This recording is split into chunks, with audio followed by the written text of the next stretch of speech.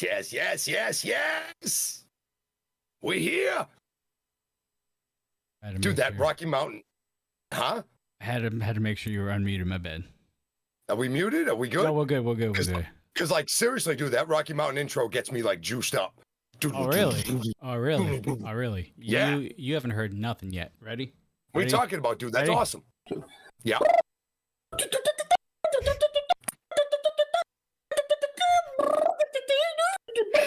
That's Triple I doing J.K. Pop's music.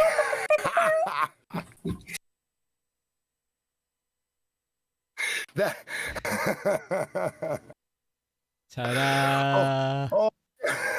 Now that's how you get jacked up for Reignited right there, folks. I didn't know you still had that soundbite, dude. I'm sitting here and I'm just like getting jacked up, and it's like, yeah, here we go. And then Triple I doing J.K. Pop's music. You know, it's funny. We haven't seen too much of J.K. Pop lately, so I haven't had to hear that abysmal. I haven't had to hear that abysmal music. And then you bring it back all in full force with Triple I doing it. Triple I, that should be their music. Like, you should send that to the RMP production staff so that they don't have that music anymore. They just have Triple I doing it. I would if what he was doing, like the first 5 seconds of his iteration of it, didn't break up. All right, yeah. Well, then they could probably cut and splice that. Come on, we got professionals over there. And just your average Jen goes, still hear a chicken. That's kind of what it sounds like, honestly. I mean, it does, dude. It sounds like a bunch of chickens getting run over by cars. But yeah, definitely. God, that kid's a mess. What's up, Jet? What's up, vampires? He comes up with some funny shit. How we doing, everybody? Thanks for tuning in. Thanks for coming to check us out. What's up, Obi? Get him to do it again. Well, we got to get him on the show first. That's true. He'll probably ask for $10 to do it a second time. Yeah, probably, because he's not going to be cheap about it anymore. I'm not paying. We were lucky we got him to do it 2 times that time, and thank God the second time kind of caught. It's true. Oh, God. How's it going, folks? Welcome to another episode of the Dudes and Belts Reignited Post Show here on Twitch. Not Twitch. No more Twitch. Bye-bye, Twitch. We're not on Twitch anymore. Bye, Twitch. No. Here on YouTube. I am your host, Johnny Deathdrop, and man, what a main event. What a stat card we get to talk about tonight. This card was huge tonight. Huge. Beautiful card. Love this card. Before we get into everything that happened this evening, let's introduce the panel for tonight. And for the last time, we will only have one dude. Because as far as I know, starting next week, the Coastal Crusader will be joining us on Reignited. And on top of that, not only will he be joining us, but the Beacon of the Week will be back ready to go. Yeah, it just wasn't right doing the Beacon of the Week without the man that created the Beacon itself, the original lighthouse giver, Coastal Crusader himself. It just wasn't right doing it without him. So I'm glad we've kind of put it on pause a little bit. And next week when he comes back here, the terrific trio of Johnny Deathdrop, Coastal Crusader, and myself, Marky Pins, we'll be bringing you Reignited every week. And we will bring back the Beacon of the Week each and every week because he'll be here. The one Beacon of the North himself will be. Did you just call him the Beacon of the North? Oh, my God. I did. Ugh. Yes, I did. Well, Maine is wicked north. Yeah, but don't boost his ego any more than it already is. I mean, just saying. Maybe I'm just a little saying. bit. Everybody earns a good nickname every once in a while. His intro already has the creator of the Beacon of the Week. He's lucky I don't put that he is picky about pickles. Okay? Let's be honest here. Check that clip out. Yes, that's true too. That is actually on the shorts reels for Rocky Mountain Pro. If you haven't seen that clip, it is on there on the channel. Go check it out. It's actually pretty amusing. That popped us something fierce when he came out with that. You know, the best lines that I think we've ever come out with on this show have been in a serious moment, and we just don't quite think about what we're going to say next, and we say something full of horse cockery. So you just never know what you're going to get on the Dudes and Belts. You really just don't know. Because half the time, we don't know. It just happens. It does. And we are the kings of phrasing. That's for sure. It's no joke. Oh, we've had a few doozies. Yes, we have. I did it Tuesday. Twice. I did it twice on Tuesday, I think. Wasn't it last week, or did you do it again? It was last Thursday on Ignition. You had a good one. Was that? That might have been Sunday. No, that was Sunday night. That was Sunday. That was Sunday. That was Sunday. That was Sunday. At the end of the show. Oh yeah. The getting blank. When we were about to leave the show and end the show. Yes, there are many ways you can phrase when things are ending and it's time to leave. I had a 25% chance. It was multiple choice, and I picked the wrong one. Okay. True. Dude, every one of us on a multiple choice question have just gone C. Well, that's how it's been. We always get into these situations, and we have to pick 4 options, and about 85% of the time, we get it wrong. So. Not kidding, brother. Not kidding. Phrasing is key here on Dudes and Belts. Fact. All right. Before we get into Ignition, folks, for everybody that is watching, if you don't mind, please hit that like button. Make sure you hit that notification bell after you subscribe to Rocky Mountain Pro if you haven't yet already, so you don't miss another episode of Charge, Ignition, or any Dudes and Belts live content. And, of course, there is that join button there. $4.99 a month. Gets you a badge, gets you all the emotes that you see during Ignition, the Dudes and Belts shows, Charge, the premieres of Charge, and all that stuff. And you get all these perks. And with these perks, you get an option. Yeah, you get an option to chat with RMP talent during our once a month membership only live chat. And this Sunday, folks. Sunday. We got a big one Sunday. Yes, we do. The Marionette Noel will be joining us at 9 p.m. Eastern Daylight Time, 7 p.m. Mountain Daylight Time. You're not going to want to miss this because, quite frankly, except for a few occasions, I don't think Noelle has really spoke or talked about anything since she partnered up with Salem and the Asylum. So just a lot of laughing and twitching and stuff going on from the neck up in that individual, man. Maybe we can break a little bit of ice here, and maybe we can get some common ground with Noelle, but it's going to be one hell of a conversation that we're going to have. Hopefully.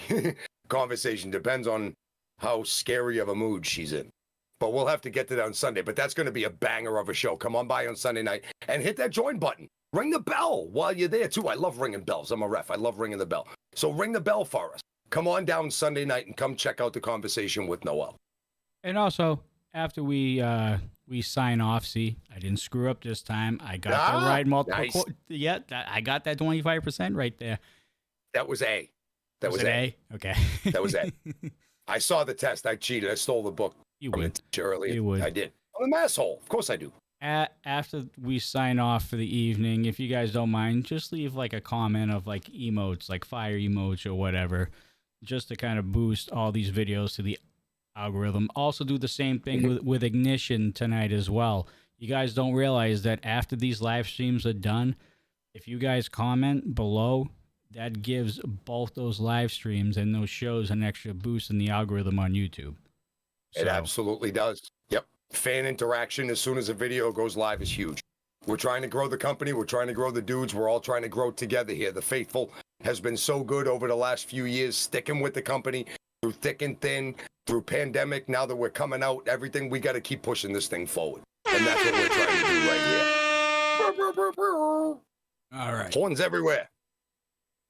It was what a show. Yeah, it needed the horns tonight. It was one hell of an Ignition tonight with a championship main event, one of two.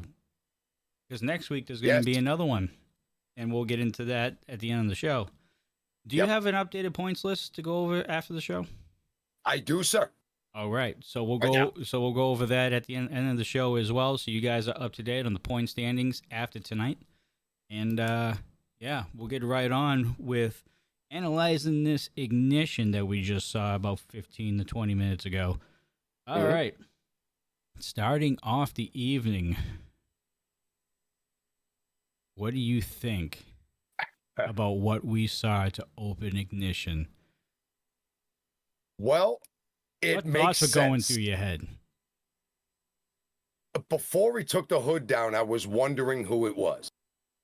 I had an idea, but Abatu doesn't speak. Then he takes the hood down and introduces Well, he did last himself. week. Yes, but not conversation style. Like he was telling us that he had this demon, and it's what he wants. But I think it's the first time that we've heard him utter words in multiple Anything words. But shrieks, yes. Yeah, like arr, arr. So it was interesting to see where this was going to go, but then he takes the hood off and explains that Abatu is gone. Jason Knoll is here. He's back. He is not going anywhere. He is the diamond standard of RMP, Jason Knoll is. And this is really, really telling. We saw him struggling with this mental battle that he's been having, Abatu had been having over the last few weeks. And this is the reason why Jason Knoll was trying to break back out. He said everything about Abatu is gone. All of that getting laughed at, not being supported by his friends, which I want to call a lot of BS on a lot of that, because I don't think anybody worked harder to kind of bring Abatu into the fold and make him feel like one of the fellas more than Briscoe Crown, Kendrick LaRoe, and Coach Mack did. I'm not talking about Teddy the Towel Boy. I don't even know if... Anyway, but Jason is now here, and Jason is here to stay, and Jason seemed pretty pissed off in this. And the fact that Abatu is gone now, I don't know if that's a good thing or a bad thing for the locker room, that Abatu is not there, but now it's Jason Knoll, because Jason seems like he's going to be on the warpath, trying to get even with the people he feels wronged by. And those people are your starting lineup, Briscoe Crown and Kendrick LaRoe. But if you have been watching over the past few months, I think there's some other battle that Jason's dealing with in his head, because he did not speak a lot of truth tonight in his promo, or at least maybe he felt like it was his, but all the facts point that your starting lineup really tried to keep him on the straight and narrow, make him feel welcome, make him feel like one of the boys. Hell, we're going to get to the match here in a minute, Kendrick LaRoe and Sky Hossman. But even after the match, Kendrick grabs a microphone and says he did everything. And they did, and it was on video. You can go back and watch it. They tried everything they could for Jason. But Jason has other ideas right now, and this is going to be a dangerous thing for the rest of the locker room with Jason Knoll on this level of a warpath. Take a man as large as he and as experienced as he, and turn him loose on the roster with nobody trying to hold him back or all the other thing, and that is going to spell disaster for anybody on the RMP Ignition or Charged roster. It's not going to matter. I don't know, though. I had a lot of mixed feelings about this initial promo. But one thing we do know is Jason Knoll is here, and that is a fact. It's going to be exciting to see where he goes from here, because as we know, especially after this match that we're going to be talking about here, he's on he has a date with one Kendrick LaRoe. And we'll talk about that in just a sec. But we need to get into Kendrick LaRoe versus Sky Hossman here. This was good. It was. I love me a good opening match that brings the energy, brings the good pace.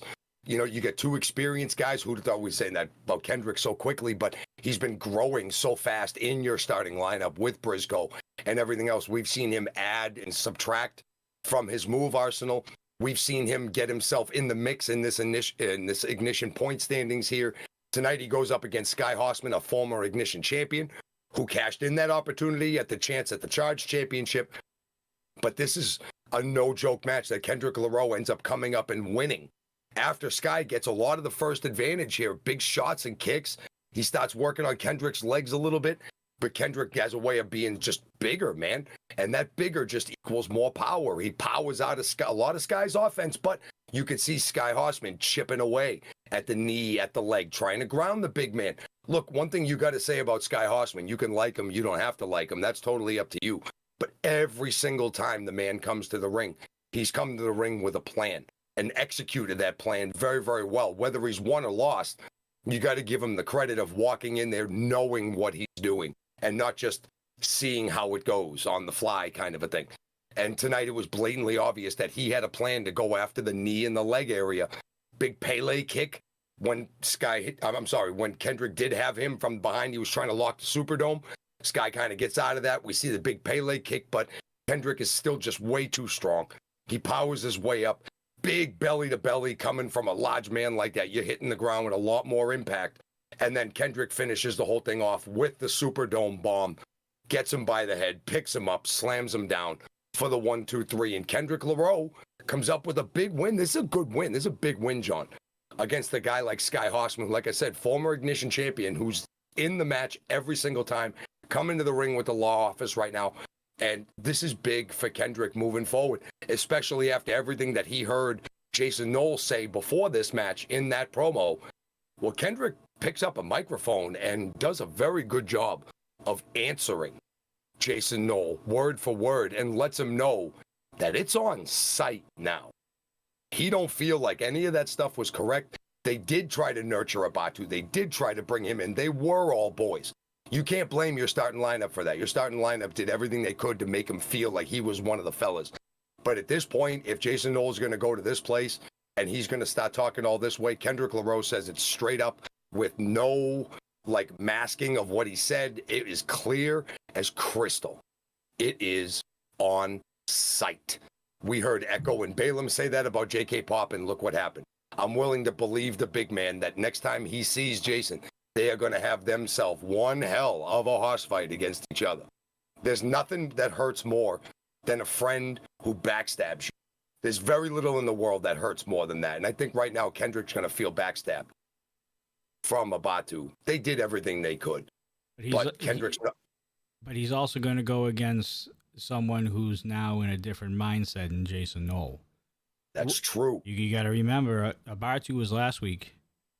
And he was all confused and flustered and says he's fighting demons or whatever's going on inside of him. What we saw tonight, I didn't see a demon in sight. I think Abatu just didn't have the ability to articulate it and really get it out in the normal words that would be understood by anybody, that he was having a hard time upstairs in the dome. And I think that the demon that was trying to get out was the human, the man, Jason Knowles, that Abatu pushed down. It's almost like Jason Knowles has been fighting to get back out. Maybe Jason Knowles is a demon. He could be Abatu's demon, yes. Maybe that was the demon. I think it is, but Abatu is no more, and Jason Knowles is here. And Kendrick Laroe is looking. Well, we all know those two are going to go at it next week.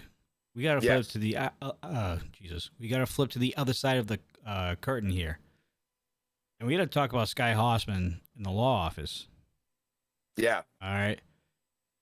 What are they gonna do? Because besides Lola the Adventurer getting a number one contender spot at Peak of the Pack against JC, they're in shambles. Like, they are nowhere where they were, 3 months ago?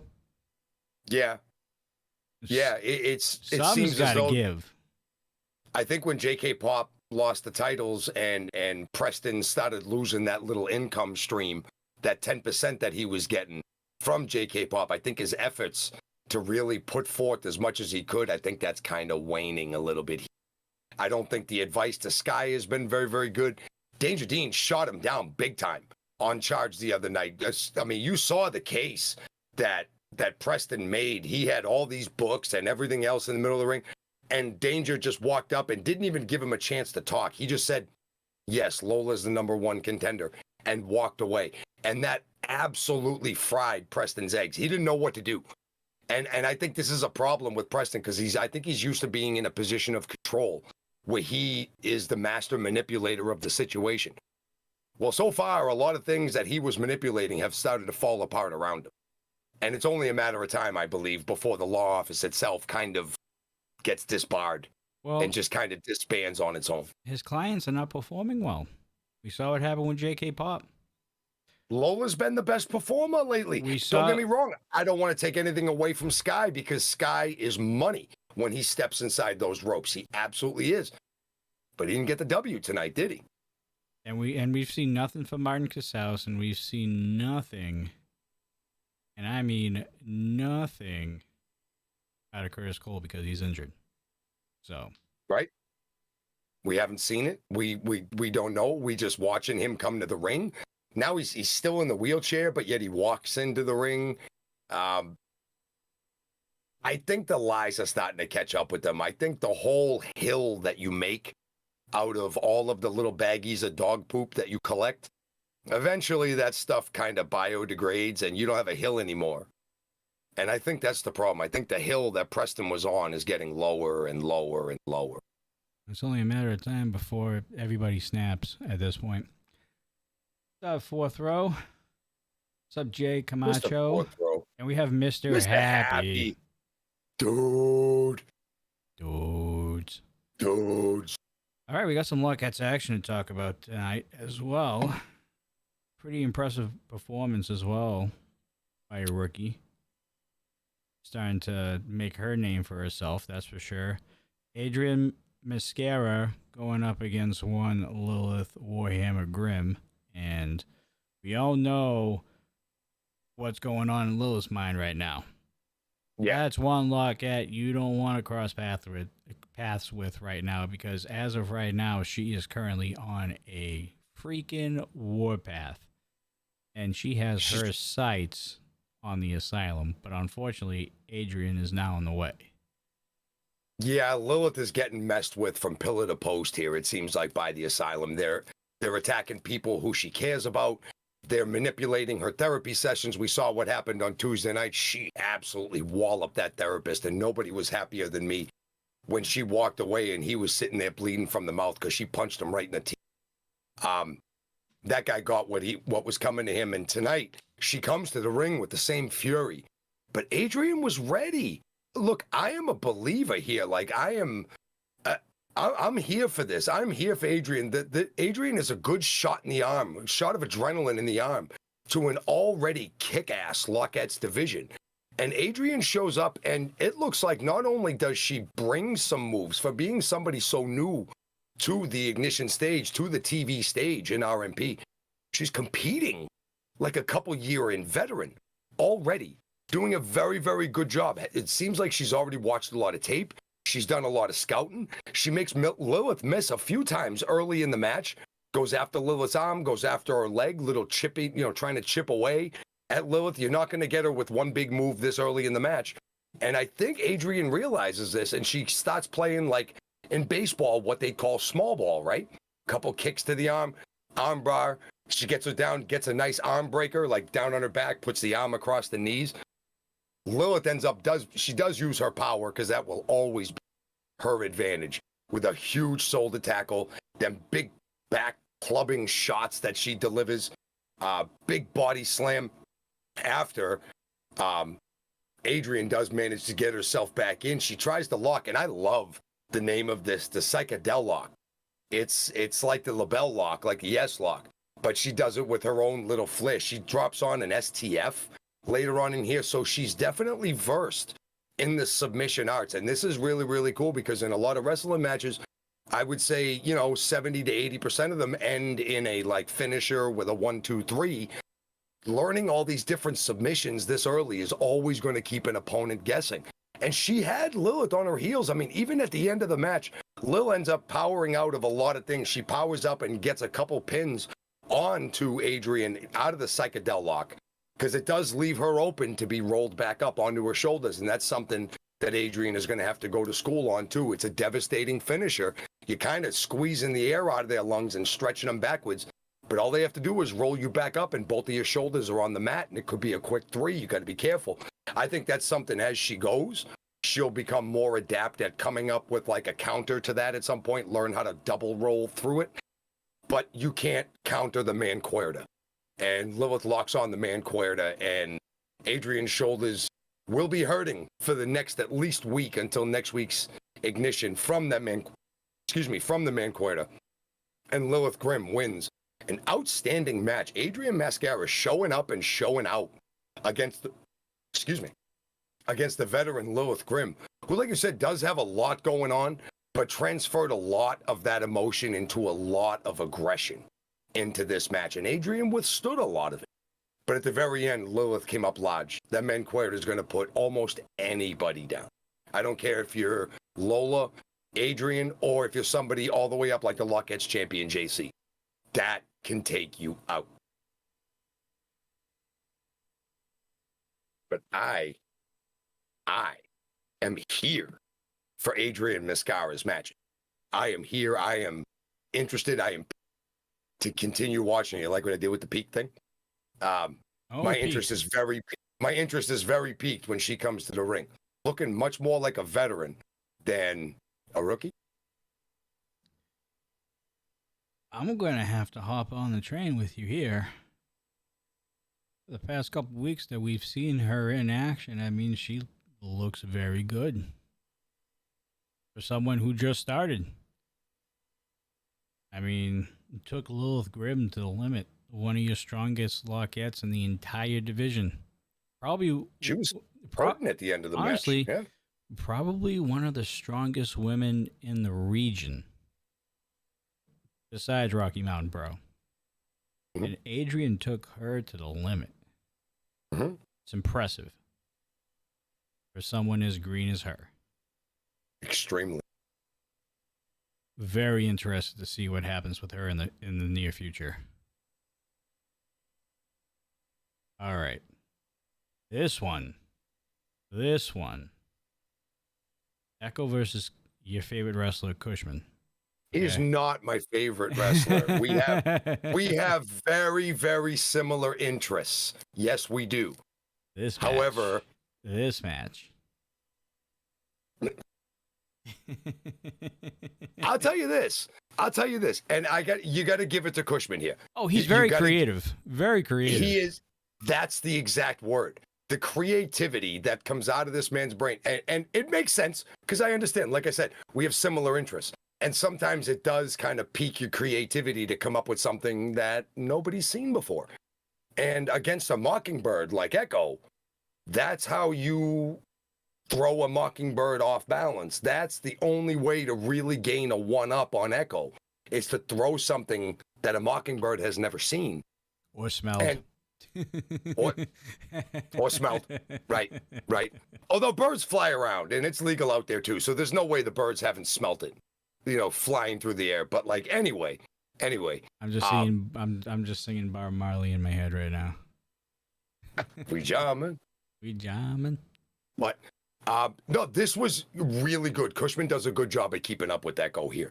Very unique way to break a knuckle lock. He took his shirt off and used the other arm to rip the shirt down and break the knuckle lock. I've never seen anybody, I've been watching wrestling 35 years. Never seen anybody break a lock like that, any kind of hold. Echo kind of starts getting a little fed up with it that he can't, because there's a pretty good sequence in the beginning of taking the arm, reversal. Like, Cushman does a good job at keeping up with somebody as technically gifted as Echo is, and that is not up for debate, how technically gifted Echo can be in the ring. He can use one move and hang on to it longer than you've ever seen it before, and you start doubting yourself if you can get out of it. And then he'll be quick as a hiccup behind you, with a hammerlock, and then next thing you know, you're in a headlock, and it's just so quick. He sees your counter coming before you even think of what the counter is, and he's already in the third move. He's playing Star Trek like 4D chess, while most wrestlers are playing checkers. That was a reference from Mr. Fourth Row and I, real quick, right in there. But after a while, Echo's not taking it no more, and he gets Cushman in the corner. Cushman tried a couple chops, and Echo reverses it back around to a chop that shook the Wimmer arena. At this point in time, that was the only downfall of Cushman taking his shirt off. He left himself wide open and exposed. But from the chop, he blows the smoke out, the last particular indulgence that he took before he came to the ring. He must have been hanging on to that, and he blows that out, and that distracts Echo for a second. But Echo ends up regaining a quick advantage. Now, this is something where I wanted to talk about the creativity of the accidental because Echo delivers one hell of an inverted atomic drop. And Cushman is reeling. Both of the cushies are cushy at this moment in time. And each time Echo tries to come back and hit like a clothesline, Cush fell to his knees. And then Echo tried to come off the ropes for that, kitchen sink kind of kick to the gut. and Cushman fell down. And then when Echo goes for the big elbow, Cushman rolled out of the way. So his writhing in pain dodged 3 very high impact moves here. And now Echo's hurting. Echo's frustrated. Gets Cushman up in the corner, goes for the Liu Kang kicks, but he falls down again. And Echo misses the Liu Kang kicks and kind of gets hung up on the second rope. Cushman goes for the Vader bomb, misses the Vader bomb. And then Echo's just like, okay, enough of this. You're standing in the ring. Your belly's hurting you. I'm a mess right now. Big sling blade. 1, 2, 3. And Echo finds a way to come out of this. Even though Cushman had Echo off balance. You got to say, this is a fact. He had Echo off balance, which is very hard to do for the majority of the match. Echo ends up coming up with the win with the sling blade and then hits that gorgeous float over cutter that I actually tried the other night at training, and I won't be trying that anymore because it's not as easy as it looks, folks. Let me tell you that much right now. Did you really try it? I did. The last thing I need you to be broken. No, I can go. I choose to ref, but I can go.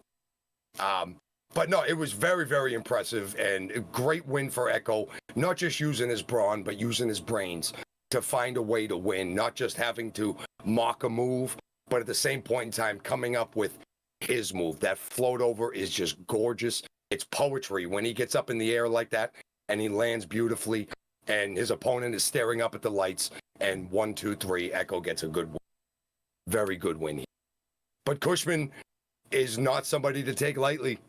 If anybody's watching, if anybody draws Cushman's name next week, don't take him lightly.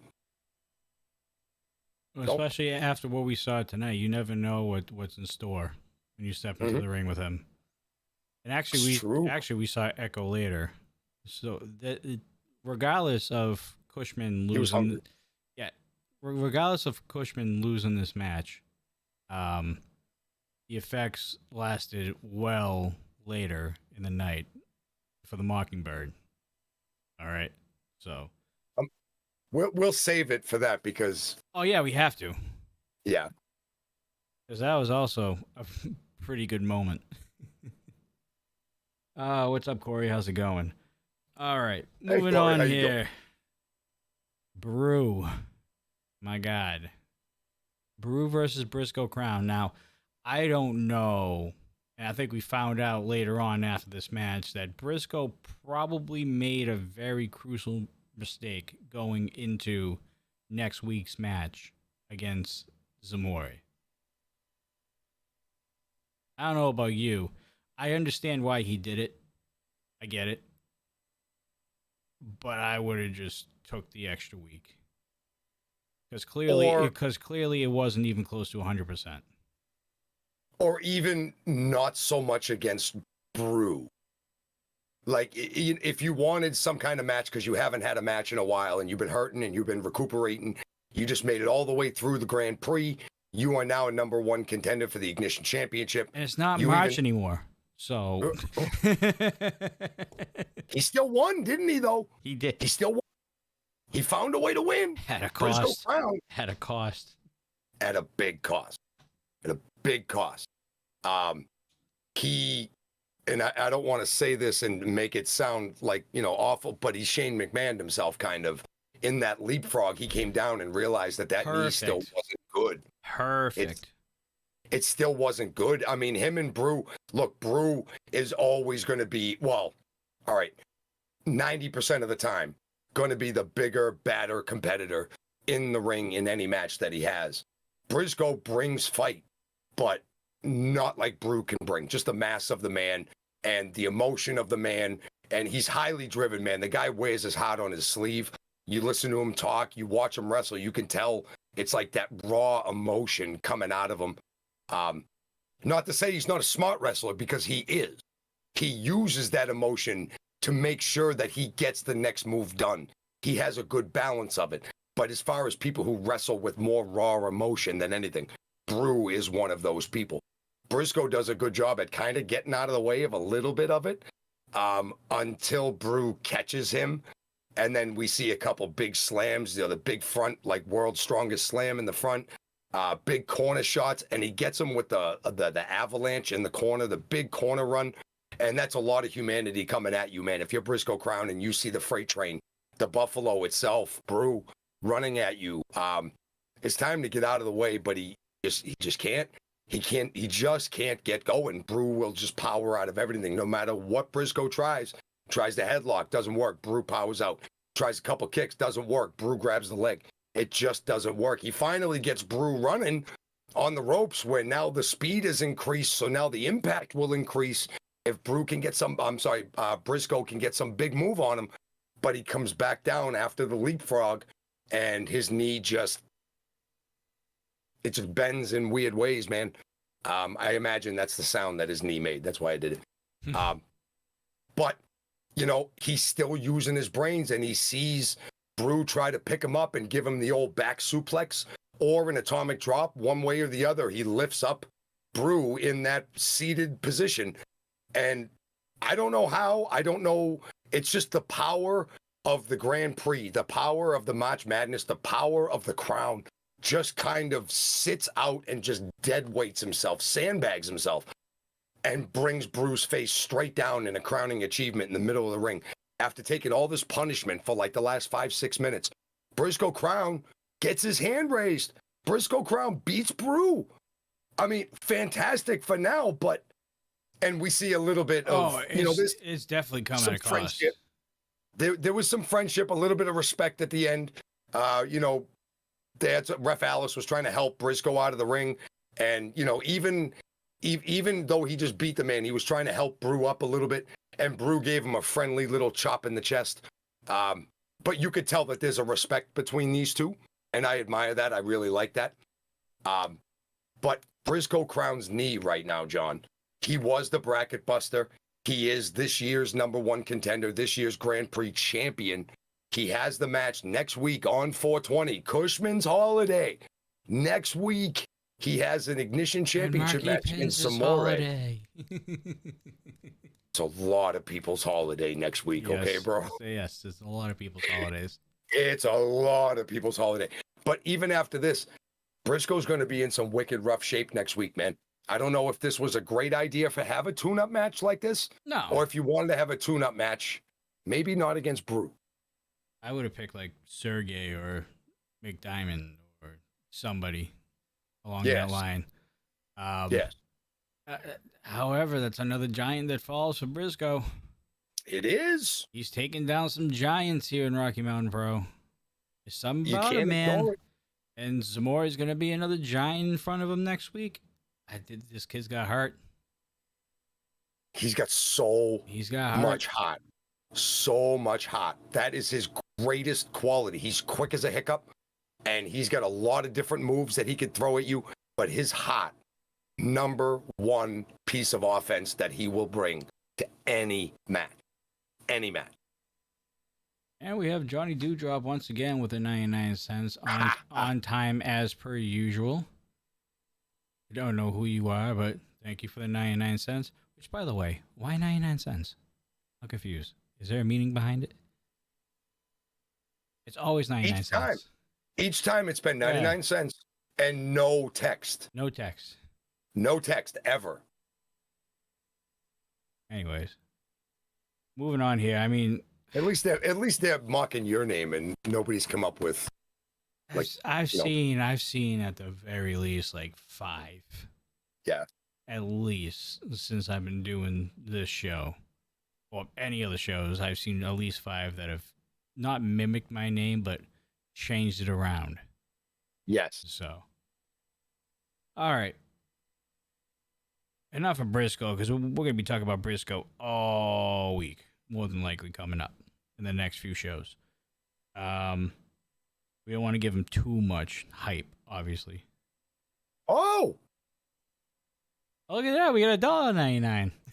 I mean, we weren't yelling at you about the text. We were just kind of pointing out relevant facts, but all right.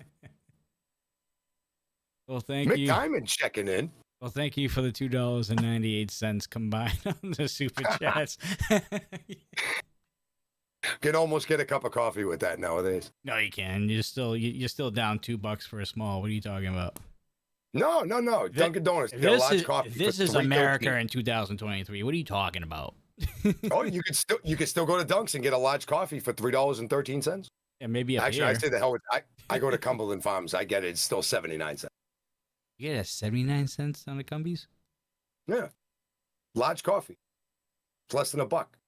Actually, I think it did just go up to 99 cents for a coffee, but I can get 3 coffees for the price of 1 if I go to Cumbies instead of Dunks. So you're saying that Johnny Dewdrop over here with the $2.98 basically bought you 3 large cups of coffee at Cumbies? And nobody appreciates that more than this masshole right here. Thank you, Johnny Dewdrop, for being a member of the faithful. We appreciate you. Thank you very, very much.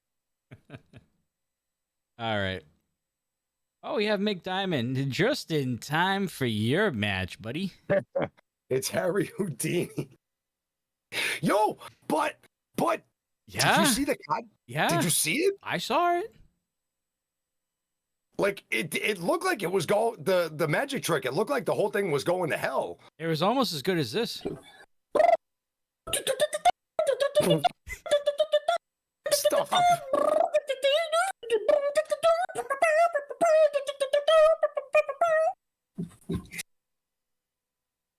For those of you that don't know, that's Triple I imitating JK Pop's entrance music.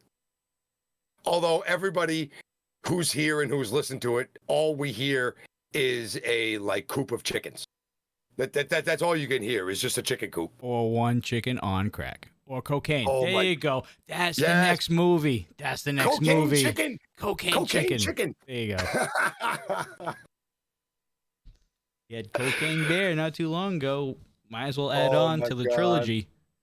Oh my God. That's funny. All right.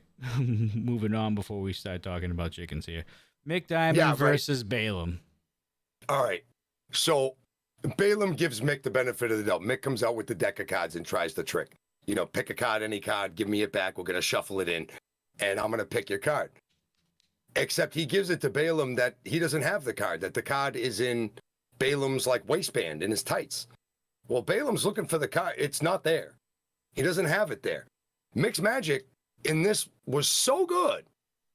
It didn't end up in Balaam, and Balaam starts getting frightened. He doesn't find it. He just decides to go right after Mick, and he's yelling at Mick, no more magic tricks, no more magic tricks. I'm here to wrestle. So basically, it doesn't work. Lynx takes control of it, tosses Mick around for a little bit of a while. Nick gets a little bit of offense in. He's really trying to work, but we see the camera pan over to Echo, who come out with his La Isla tag team partner, Balaam Lynx, the tag team champions of Rocky Mountain Pro. Echo had that match with Cushman earlier. All of a sudden, Echo's like wicked hungry. Echo comes out and he's got himself like a to-go plate of like food. He's starving. I think Echo got himself a little case of the munchie. To be completely honest, I think Cushman's indulgences kind of rubbed off on a lot of the other superstars, that being Echo this evening. Thursday. I'm telling you. So I don't know what Echo had. It looked good. Whatever he was eating, it looked like a Salisbury steak dinner or something. Like it looked pretty good. I haven't eaten dinner yet. I'm starving. So I was looking at that going, oh, I'm hungry. But yeah, no, I think Echo had a little bit of the munchies action going on there. But Echo finds the card that Mick Diamond pulled, or that he was supposed to somehow get onto Balaam Lynx's person. Echo finds it. And he goes to show Balaam, and Balaam loses his mind again. He's done with the magic tricks. And he's just done with it. We see a gorgeous, almost like small package, rolling brainbuster into the center of the ring. And it was just fluid and absolutely gorgeous. So Mick's magic tricks are getting way better this time. There wasn't even like on his own person. The card ended up managing to get to the outside of the ring. But Mick was still on the inside of the ring when the bell rang and Balaam Lynx's hand was being raised. So Balaam ends up coming up with a big win. Mick's magic tricks are getting a whole lot better, dude. Just when you think, right, Zamore says it right in chat, just when you think the trick like went to hell, it turns out that it was like the best thing that he's done so far. But there's one problem here. I don't see a W next to his goddamn name. Nope.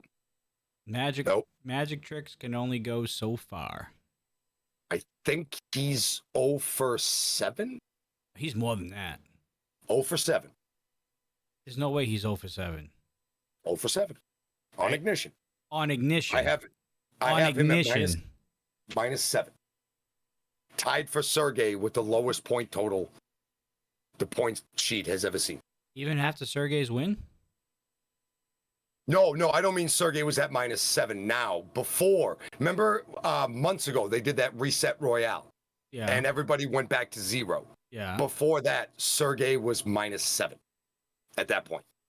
And then they did the reset royale and everybody went back to 0. Mick needs himself a reset royale ASAP. We got to give him one thing. I got to say one thing. He is getting better in the ring.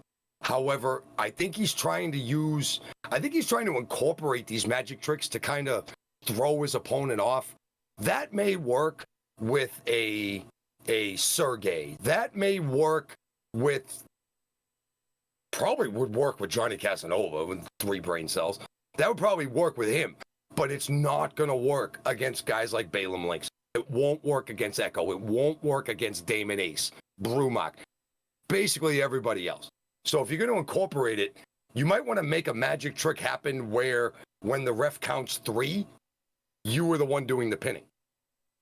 That'd be a good magic trick right now. Well, he needs something.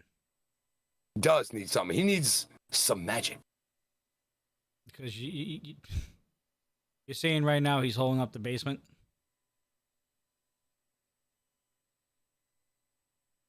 By a lot. By a lot. Yikes. Well, here's your sign. All right. Again, impressive win for Balaam.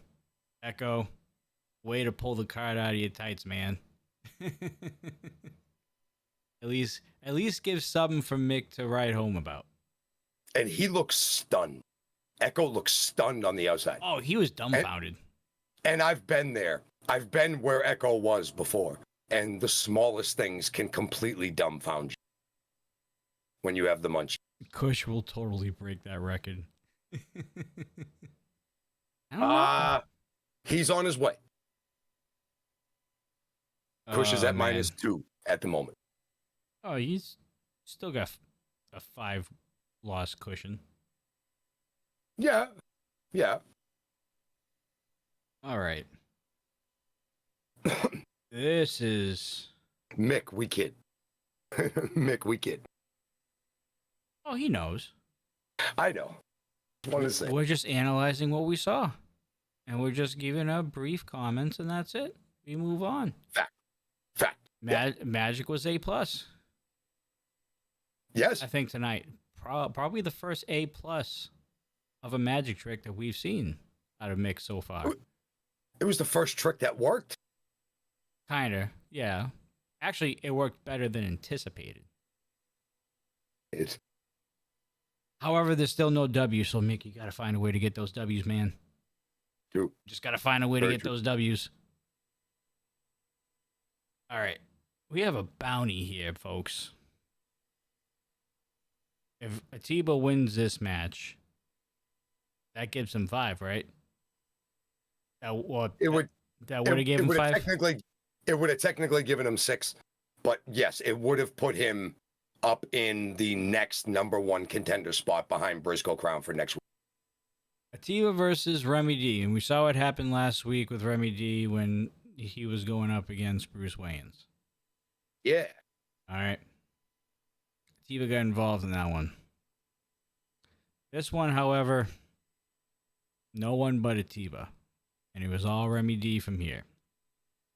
And boy, was there payback to be had, and I'm pretty sure Remy D got all of that and some. Dude, so with Atiba not being able to try to rely on Bruce Wayans doing his dirty work, because Bruce Wayans beat Atiba in the freed or fired match. Bruce Wayans is a free man. He can do whatever he wants now. He does not have to go out there with that walking troll that is Big Teebs anymore and have to be like, do every little thing that Teebs says now. And he was not there with him tonight. Atiba comes out by himself. Remy D comes out with a scowl. Like once he got in the ring and the bell rang, all the pomp, the circumstance, the beauty of holding the belt. I love how he holds that belt when he gets in the ring, man, right before the match starts. All of that went away. and it was 100% not the beauty, but the beast. The beast showed up to just plain old kick Big Teebs' ass tonight. And that's pretty much what happened. And Atiba, even though he's getting destroyed, he keeps trying to goad Remy D into giving him a full fist to the face so that way he can get disqualified. It almost happens twice, where the first time he sat and thought about it, Ref Alice kind of said, don't do it, you'll get DQ'd. He pulls back. But then Atiba uses that moment of indecision, stomps the foot, takes a little bit of the advantage back up, a lot of shots in the corner and everything. But then Remy gets a chance. He fires right back up with some huge chops, kicks, beautiful overhead throw. Like if he had hung on to it, it would have been a nice belly to belly. But it's just like an overhead release. And Teebs goes flying across the ring, gives him the big drive-by boot. And then after he throws Atiba back in the middle of the ring, this is where Atiba tries to do it again. And you see this look on Remy D's face. Remy is not here to wrestle. Remy is here to fight. He is not like Atiba in the least bit. And who could blame him? There's very few people right now that can stand to be in the same room with Atiba. And Remy D is not one of those people. So he tries to goad him again. He thinks about it again, but he doesn't do it. Instead, what he does do is debut yet a brand new finisher. It's almost like the snap, crackle, pop, but it's a little bit more inverted than that. Well, that's what he calls it. No, he doesn't. The snap, crackle, pop. Never mind. It was that regular leg drop. Yeah. That gorgeous leg drop, that standing split leg drop that he does is gorgeous. That's the snap, crackle, pop. He kind of gets his leg over his neck and spins him down almost into like a driver, basically where his head goes into the mat, and it's just Remy's twisting his body. He calls it the pop, lock, and drop it. And I love it, and I'm here for it. Because Atiba got popped, he got locked, and then he got dropped. And Remy D gets the 1, 2, 3 and wins the big match. And even after the match, the music's playing, the people are cheering. You could tell that Remy is still wicked miffed at Atiba. He's still pissed off at the guy because Ref tries to raise his hand and he does get up, but then he yanks it back. You know, we don't usually see that out of Remy D. He doesn't usually do stuff like that. So there's a lot, and even Stone and Lucas Bradwell mentioned it on commentary tonight, that there's something else going on upstairs. I don't know what Remy has on his mind, whether it's like still having Sledge on his mind, that knucklehead Curtis Cole on his mind, or if it was just thinking about how much he was just going to kind of kick Atiba's ass, which he did. However, revenge is one of those things that even if you get it, it's one of those emotions where it can take over you, and I hope that's not happening to Remy. Because that could be something bad for our Charged champion right now. But Remy D leaving victorious. Atiba gets no points. He gets nothing. He loses. Good day, sir. And nobody was happier somewhere than Bruce Wayans. I'm sure he was standing at his monitor, cheering, and just not being able to wait to come back and give his man Remy D a big hug afterwards. Because Remy D looking good. Speaking of hugs. I like hugs. Sergey needs a big hug. You know why? Because he pulled off another upset against Damon Ace. Damon Ace goes back on the loser bracket, or the loser column again. Sergey, wherever you are, Sergey. You are the gift. Sergey! You are the gift that keeps on giving, good sir. Damon Ace is on a downward spiral at the moment, man. It's taking over him. It's taking over him. This beef, this anger, this revenge, like I just spoke. This is the first time I think we have ever, in the 2.5 years, will be 2.5 years very soon, that we've seen Damon Ace go in this downward slump and just literally destroying himself from within right now. And that's exactly, I think, you couldn't have put it any better. All of this is coming from within, and it's manifesting itself when he gets in the ring in losses lately. On paper, this is a bloodbath. Damon Ace versus Sergey. On paper, you need to have an ambulance ready for Sergey after this match. And that was much how it started. You see Damon trying to be fun and help him with the mask. Nope. Turns into a headlock and just a big old punch to the face. Sergey shows it. It was. The new ref didn't see it. New ref tried to yell at him, but didn't see it, so he can't ring the bell. Sergey shows a little quickness, dodging Damon a couple times, making corner runs and things. Then Sergey tries to go to the top rope. He's really got to stop trying to go to the top rope. It's always disaster. He didn't even make it to the top rope. He fell over the rope and bumped himself, and Damon takes the attack. Why wouldn't you? Who wouldn't? I would.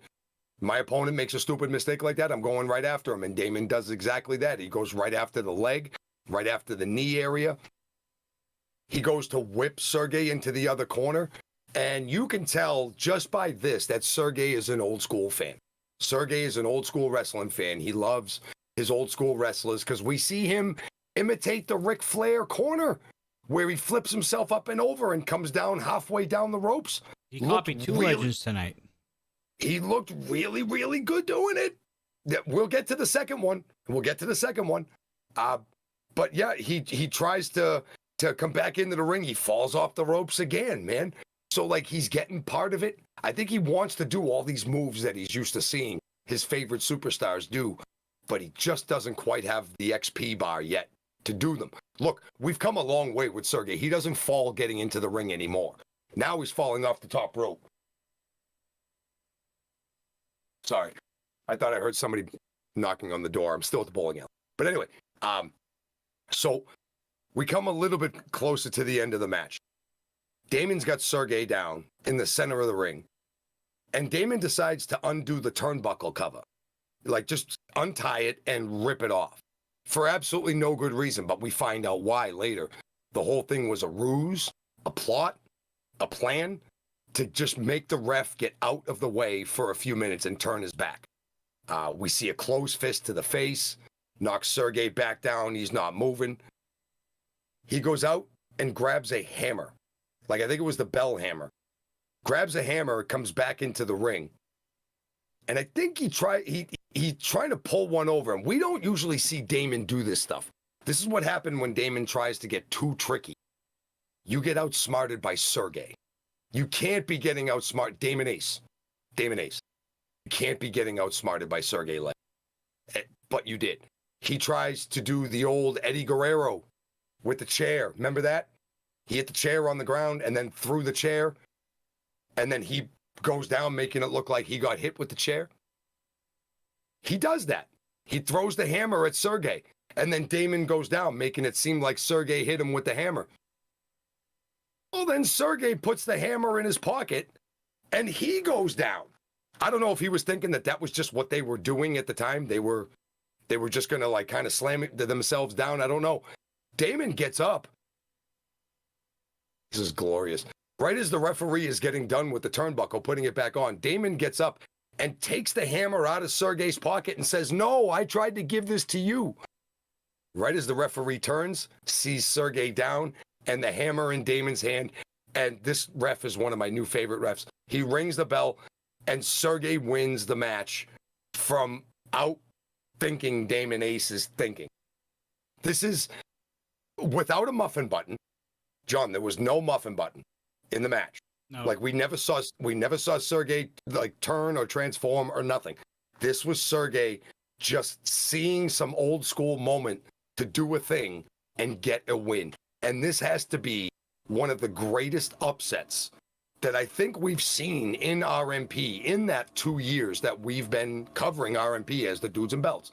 This is one of the biggest upsets I have ever seen in RMP. I have faced Damon Ace man-to-man. And the fact that Sergey faced Damon Ace and then outsmarted Damon Ace makes this the greatest upset I think I've ever seen, almost in all of pro wrestling. But Sergey gets a win over Damon Ace. Do you think that this whole rut that Damon Ace is all just a big bowl of karma that has just got launched in Damon Ace's way after the 2 years of dominance for Damon Ace and how he went about business, do you think this right now, this little rut that he's in, do you think everything that he's done is finally catching up to him? You know, I want to say a little bit of yes and a little bit of no. I'll start with the no first, because out of all of the guys, when the Wake was a thing, right? You had Dustin Urich as the champion, Damon Ace was the Charged champion, and then later JK Pop, was added as the tag team champions. And they had all the gold. Except Twitch. That was different. Damon, and this was one thing that we had to say back in the day that I will say again, Damon was the least likely to take shortcuts back then. He would just get in and absolutely destroy you. Now, Damon would take liberties when it wasn't his match. So there's the yes aspect of things. I think now, though, I think that's very 50-50, the fact of karma coming back. I think some of it is. But I honestly think that the other half of all of this is literally Damon being 100% consumed by the thought of Mercury Yaden. I think every time he sees the RMP logo, he thinks of Mercury Yaden. Every time he finds out he has a match, he thinks it's Mercury Yaden. Every time he sees an opponent, he sees Mercury Yaden.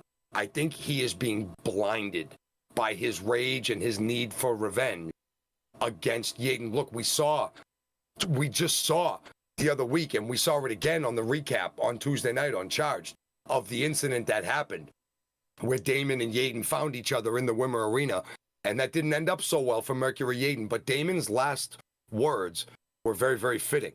This doesn't end until I say it ends. Well, at this point in time, Damon is just ready to fight Yaden anytime, any place, anywhere, which is fine, except for when you're not fighting Mercury, you have to prepare for the opponent that you have. And I don't think Damon has been doing that. He's been relying on the fact that he can just go out and beat anybody. He hadn't been able to beat anybody the last few weeks. He lost to Sergey by getting DQ'd tonight. He got outsmarted. He got himself disqualified the other week for throwing Brumark over the top rope, when that very night the rules were explained in black and white, crystal clear. I think his own head right now is his biggest enemy. Not the referee, not the person standing across from him, not his opponent, not the faithful, himself. Big point for Sergey regardless. And that's a disappointing -1 for Damon. Main event time. For the Ignition Championship. Bruce Wayans and Zamore. Man, if you ask me for one of the greatest hoss fights that RMP could produce, it's Zamore versus the final boss, Bruce Wayne. We've seen this match. These guys have been up and down the road together. They've been in the same locker room. We've seen them interact with each other as friends. We've seen them compete against each other as opponents. Tonight, the Ignition title is on the line, and this is very, very big. And both of these guys fight like they are in a big match. This match, just even before the bell rang, had a wicked big fight feel to it. And you knew that both of these guys, this wasn't going to be a lot of Bruce Wayne's playing to the crowd. There wasn't going to be a hell of a lot of just yelling around with the bat and everything like that. This was just going to be two guys that know what they need to bring to beat the others. Zamore trying to keep his Ignition title, and Bruce Wayne's trying to take it and become, I think they said, the second or the third Grand Slam champion that RMP has ever had. I know Stephen Ashburn is one. Curtis Cole's another one. Curtis Cole, and then, final boss Bruce Wayne's would have been the third. Zamore made sure tonight, though, that did not happen. Zamore does get the win and is still your Ignition champion, but not because of lack of trying for the final boss. Boss takes the first initial advantage, tries to weaken Z a little bit, takes his arm, starts working on his arm, then goes after the gut. We see those patented corner spears that he likes to give, throw in the shoulder right into the belly. Zamore reverses the favor, comes back in with a huge avalanche. Now he's got the momentum. And then the huge hip attack that comes into the corner and kind of knocks Boss loopy for a second or two.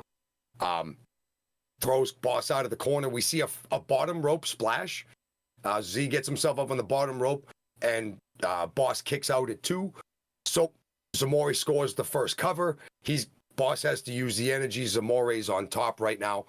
Boss reverses that momentum a few moments later with a big Gotham sidekick.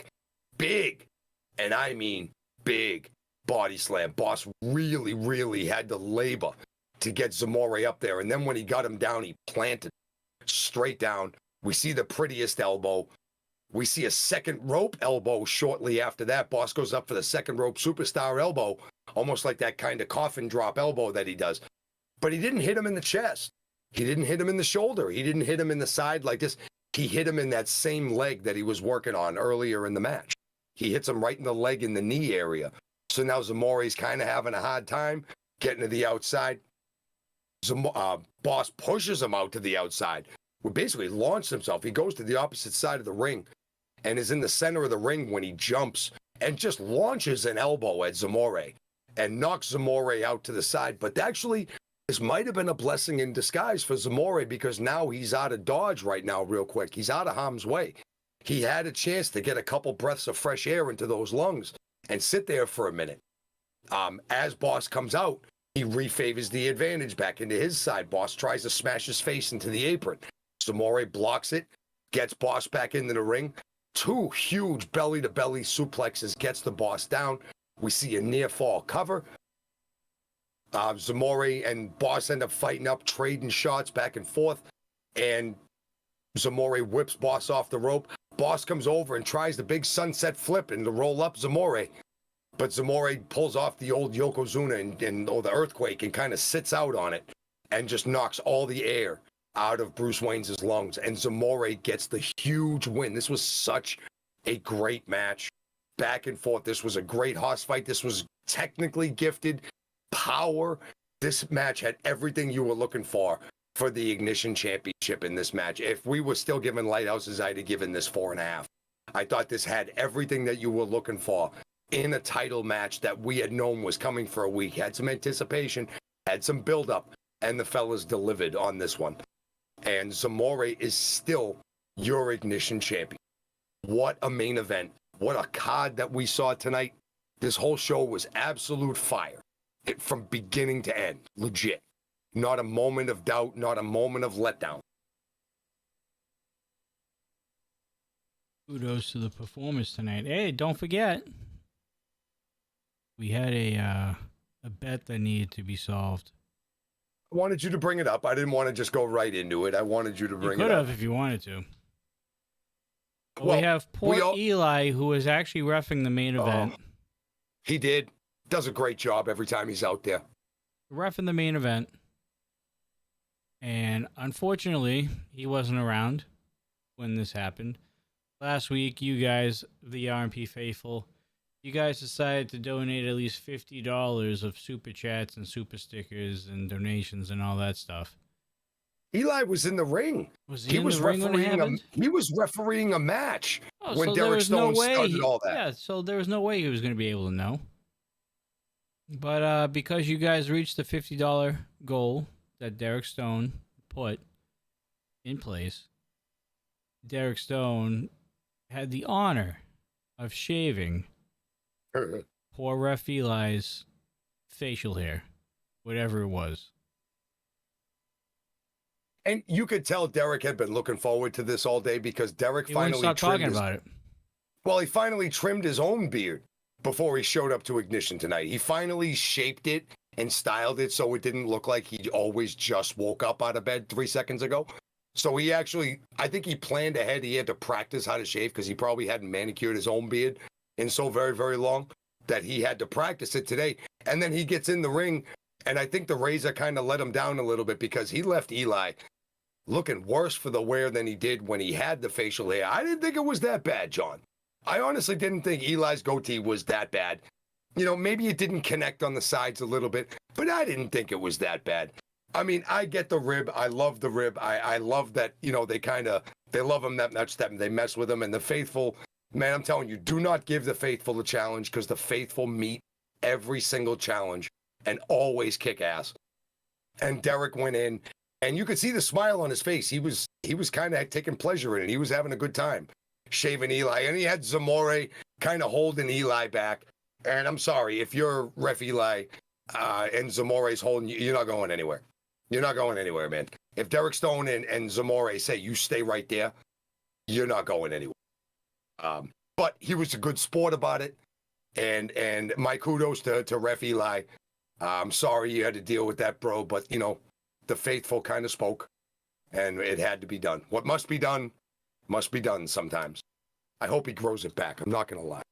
I hope he grows it back. All right. Since we are running well over time here, we're going to kind of pick things up here. We're going to go through the rest of the show and finish up everything. So, Marky. Yes, sir. Point standings. After tonight.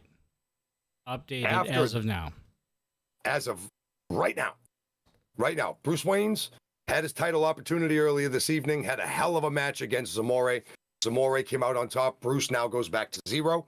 And now your number one contender next week, on the Cushman Day, Cushman holiday, 420, next week, it will be Briscoe Crown, the bracket buster, the Grand Prix champion this year, the number one contender, will face champion Zamore for the Ignition Championship in the main event next week. And that is going to be wicked pisser for all of us watching. The entire faithful are going to be going nuts for that. How is Briscoe going to manage this challenge? We're going to have to wait and see next week. But right now, at the top of the standings, at the top of the leaderboard, how I have it right now, Curtis Cole is now at 3 points, sitting alone at the top. Nobody is at 4. Curtis Cole sitting at 3. You have Atiba sitting at 2. You have Damon Ace sitting at 2. Both of them took losses tonight. Both of them were at 3. Now they're both at 2 points. Brew himself is down to 1. So we have Cole, Atiba, Ace, and then Brew at 1 point. You have Sky Hossman and Panthro, who we haven't seen Panthro in a very, very long time. I almost don't even know if I should keep him on the list, but he's technically on the roster, so we kind of have to. But either way, they're both at 0. Sky Hossman has gone back down to par, as far as I call it. Kendrick LaRoe and Sergey, with their wins tonight, up each one of themselves to back up to -1. They're still in the negative, but they're on the way up. Cushman himself, the man of next week's partakences and indulgences, the man who we will be watching next week. I hope he has a match next week. I really do. Cushman is at -2. Abatu or Jason Knoll? It's Jason Knoll, right? Now, does Jason Knoll start back at 0, or does he inherit Abatu's -3? It's interesting. That's something to talk about with El Presidente whenever you get a second. I'll have to send a message to my contact in the RMP office and find out what they're going to do with that. But he and Hazard are at -3, and Mick Diamond, the man who makes the magic happen, is at -7. At least he made it happen tonight. So there is your updated point standing list. Curtis Cole, behind Briscoe Crown, is the next to be on the top of the leaderboard, but he is at 3. Atiba and Ace are at 2. Brew is at 1. So things are still very, very tight. President's bounty points happen all the time, so you have to be careful of that. But, yep, we keep moving forward, and there we go. All right. Ladies and gentlemen, obviously at the end of this month, it's Peak of the Pack. It is the last pay-per-view before the biggest event of the year for Rocky Mountain Pro, Milestone 13. This is going to happen at April 28th at the Wimmer Arena at 7 p.m. Mountain Daylight Time. If you're in the area, I would go see it. Pay-per-views are always fantastic, have been. Yeah. Especially this year. And I will say this, if you are not around the Denver area, or you're where we are, about 2,200 miles away from Denver, All right. you'll be watching it on Fite TV. So I believe there is a link in the description of this video and all other videos, charge related mainly. Just click the link. It'll bring you right down to the Rocky Mountain Pro Fite page, and it should be on pre-order within the next couple weeks. Actually, what's today's date? The 13th, soon to be the 14th. Probably next week. Probably next week. Expect to see a pre-order button go up for Peak of the Pack. Then once that happens, you just click that button, pre-order it. It's $12.99, and you guys will be all set, ready to go for Peak of the Pack on the 28th. And once you buy that pay-per-view, you own it for life. It's yours. You can watch it as many times as you want, when you want to, for 5 months from now, 1 year from now, 10 years from now, you'll still have that pay-per-view. You own it. All right. So that's April 28th. That's in a couple weeks. During the next few weeks, you'll probably see on Charge and Ignition, you will get a better understanding about the main event of Peak of the Pack, or as of right now, could be the main event of Peak of the Pack, which is the Peak of the Pack match. And you will get a better understanding of this match, I do believe, in the next couple weeks on Charge and Ignition. So make sure you tune in to Charge and Ignition every week so you get better informed on what's happening for Peak of the Pack and the Peak of the Pack match itself. So, because that main event, folks, the winner of that Peak of the Pack match is a guaranteed main event spot against the Rocky Mountain Pro champion, whoever that is, which is probably going to be David Drake at this point, because I'm having a hard time seeing anybody stopping him at the moment. Yeah. They will become the number one contender for the Rocky Mountain Pro Championship at milestone 13, ladies and gentlemen. So, 13. Very, very important main event for Peak of the Pack. That match officially begins the climb to the peak of milestone 13. So, and also, folks, like I said at the beginning of the show, and I'll say it again before we sign off, Noel will be joining us this Sunday for our membership-only live chat. What's going to happen is it's probably going to be the exact same thing as, I know, sorry. I'm a little shook about this one. Just like I was a long time ago, we had Lilith Grimm and we had Ronan on. I was a little shook before the show, too, because we don't know what to expect sometimes. And especially now out of Noel, we have no idea. Well, Noel's going to join us. Membership-only live chat. It will be public to view, but you will not be able to interact. All right? You can only interact if you're a RMP supporter, which is a YouTube membership to the Rocky Mountain Pro YouTube channel. Whenever you get a chance, it doesn't even have to be now, it doesn't even have to be tomorrow. Anytime before we go live with Noel, actually, you can even do it during the show, I believe. So why not? So if you're watching the show, right, and you're liking what you're seeing, and you want to be a part of the interaction, and you have questions for Noel, you can join to be a supporter right there on the spot, and you should be able to access the chat right from there.